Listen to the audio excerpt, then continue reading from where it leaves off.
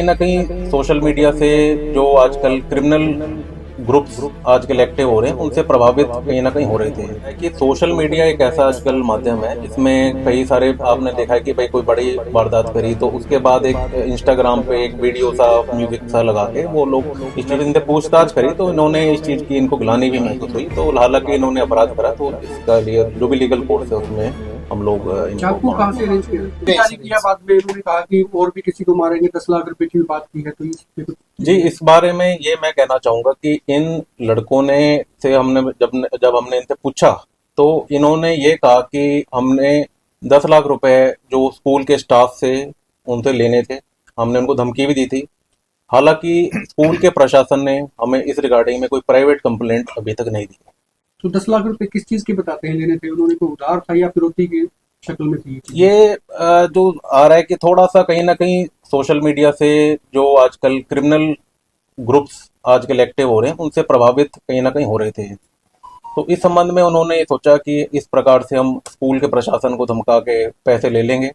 हालांकि जो ये क्लेम कर रहे हैं उसके आधार पे कोई आगे बढ़ के किसी ने अभी तक शिकायत नहीं दी है तो ये जांच का विषय है। इसकी हम पुष्टि तभी कर पाएंगे तो जब नशे का भी एंगल इसमें कोई सामने आया है? नशे का कोई? नहीं, नशे का ऐसा कोई एंगल नहीं आया। हालांकि जो स्कूल के प्रिंसिपल थे वो सामान्य रूप में सभी बच्चों को कहते थे क्योंकि हमारा पूरा एक सोसाइटी का एक है कि भाई बच्चों में नशा ना फैले तो एक नॉर्मल कोर्स में कहा करते थे। तो सर क्या ये चारों उसी गांव के सर जिसके ये जगवीर सिंह जी थे?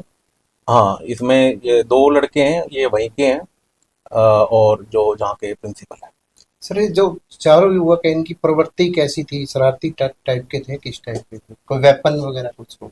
देखिए इसमें कोई इनके ऊपर क्रिमिनल अभी तक कोई अपराध अभी तक सामने नहीं आया चारों लड़के का। हालांकि वो भी अभी जांच का विषय है क्योंकि अभी इनकी रिमांड लेके प्रॉपर एक सारा सब जिलों से पता करके कि भाई कहीं और अन्य जगह वारदात तो नहीं है।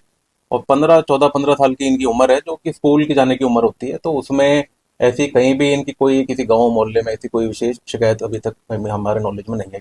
वीडियो में जो नजर आ रहा है उसमें एक चीज फील आ रही है कि इनको कोई रिग्रेट नहीं था कि इन्होंने जो कुछ किया है उसको लेकर किसी भी तरह का पश्चाताप इनके अंदर नहीं था, तो इस तरह की भावना भी इनमें देखने को मिल रही है।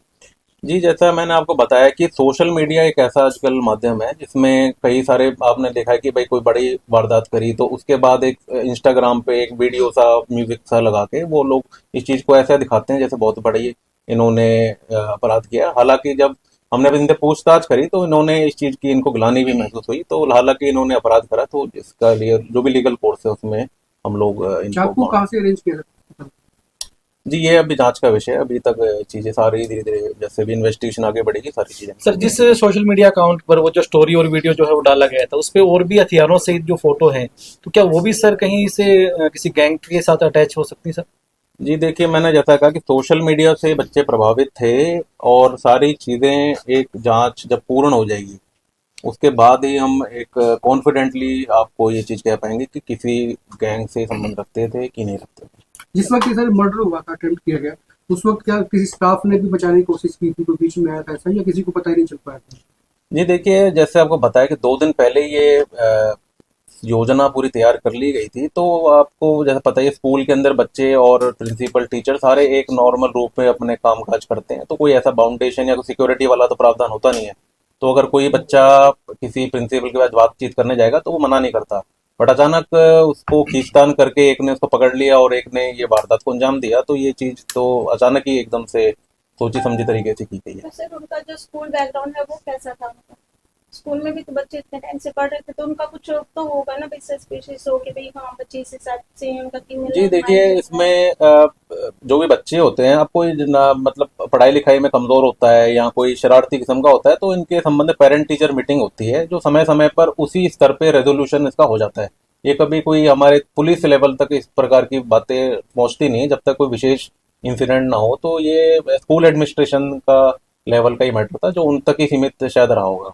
सर जो स्कूल जो है वो सर मुख्य सड़क से काफी दूर है, तो हाँ वो ये इनका भागने का माध्यम क्या रहा सर? क्या पैदल ही भागे थे, कुछ और साधन था इनके पास सर? जी देखिए इसमें जो जांच में आया है इसमें ये भाग के पहले बाहर निकले। इसके बाद इन्होंने किसी से एक मोटरसाइकिल चोरी करी उधार ली के बहाने चोरी का भी हमने इसमें धारा लगाई है। और फिर सारे ये एक मोटरसाइकिल का प्रयोग करते हुए अलग अलग स्थानों पे छुपते हुए भागते रहे जो कि आज हमें सूचना सुबह सुबह मिली कि भाई इस प्रकार से ये लड़के और अब बाहर दूर दराज इलाके में छुपने की तैयारी कर रहे हैं।